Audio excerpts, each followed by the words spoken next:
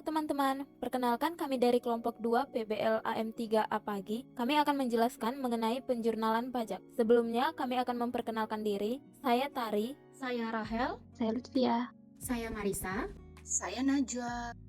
Baik, selanjutnya kami akan menjelaskan mengenai pengertian jurnal. Jurnal adalah catatan kronologis dari semua transaksi keuangan yang terjadi dalam suatu perusahaan, yang berfungsi sebagai bukti tertulis atas semua transaksi yang telah dilakukan oleh perusahaan, yang berisi tanggal, jumlah, akun yang terpengaruh, dan deskripsi transaksi. Nah, setelah itu, kami akan menjelaskan cara menjurnal setiap PPh. Selanjutnya, saya akan menjelaskan mengenai PPh Pasal 4 Ayat 2. Jadi, PPh Pasal 4 Ayat 2 adalah pajak penghasilan yang dikenakan atas penghasilan yang dibayarkan sehubungan jasa tertentu dan sumber tertentu. Contohnya seperti jasa konstruksi, sewa tanah, atau bangunan. PPh Pasal 4 Ayat 2 bersifat final dan tidak dapat dikreditkan dengan pajak terutang lainnya. Dengan kata lain, PPh Pasal 4 Ayat 2 hanya dipotong sekali dalam suatu masa pajak. Pihak yang memotong adalah pihak yang melakukan pembayaran atas penghasilan yang menjadi objek pajak PPh Pasal 4 Ayat 2.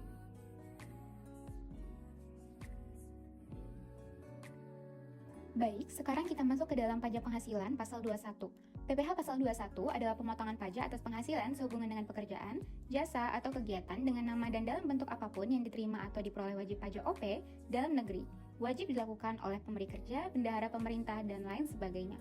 PPh pasal 21 adalah pajak penghasilan yang harus dipotong oleh pengusaha atau pemberi kerja atas penghasilan yang diterima oleh karyawan ataupun pegawai. Pemotong PPh pasal 21 terdiri atas pemberi kerja, instansi pemerintah, dana pensiun atau penyelenggara jaminan sosial tenaga kerja, OP atau badan yang membayar jasa, dan lain sebagainya.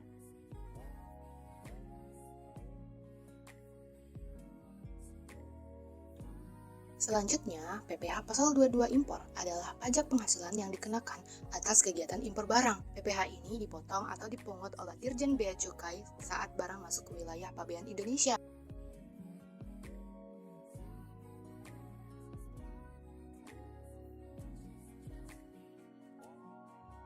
Nah, sekarang saya akan menjelaskan sedikit mengenai pajak penghasilan pasal 23 atau PPh 23. PPh 23 adalah pajak yang dikenakan atas penghasilan yang diterima oleh wajib pajak dari sumber di Indonesia berupa dividen, bunga, dan royalti dengan tarif 15%, serta sewa dan imbalan lainnya dengan tarif 2%, yang dipotong serta disetorkan oleh pihak yang membayar penghasilan tersebut, seperti badan usaha, serta institut atau pihak lainnya.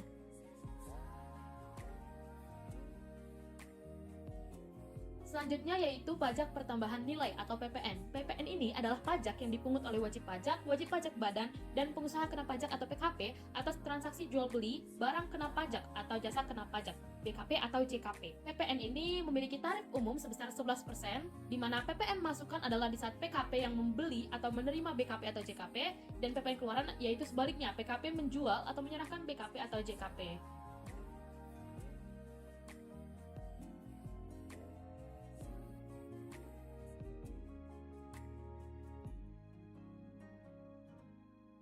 Selanjutnya, saya akan menjelaskan mengenai PPh Pasal 24. PPh Pasal 24 adalah peraturan yang mengatur tentang hak wajib pajak untuk memanfaatkan kredit pajaknya di luar negeri untuk mengurangi jumlah nilai pajak penghasilan terhutang yang dimiliki di Indonesia. Artinya, pajak penghasilan yang telah dibayar wajib pajak atau WP di luar negeri dapat digunakan untuk mengurangi jumlah PPh yang harus dibayarkan di dalam negeri. Namun, pajak penghasilan Pasal 24 hanya diperuntukkan bagi WP atau wajib pajak yang menerima penghasilan dari luar negeri selama 1 tahun pajak.